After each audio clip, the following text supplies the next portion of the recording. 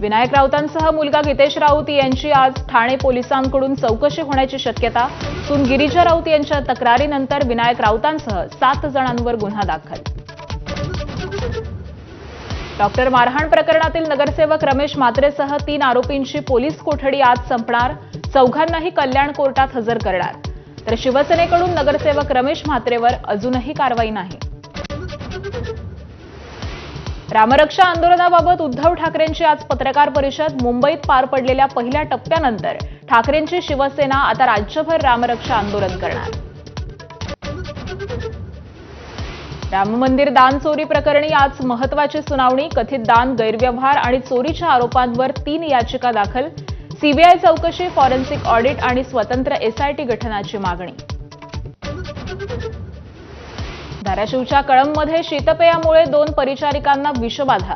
दोघांची प्रकृती गंभीर। गजानन महाराजांच्या पालखीत वाटलं जाणार होतं शीतपेय। एफडीएनं जप्त केलं शीतपेयाचे साठे।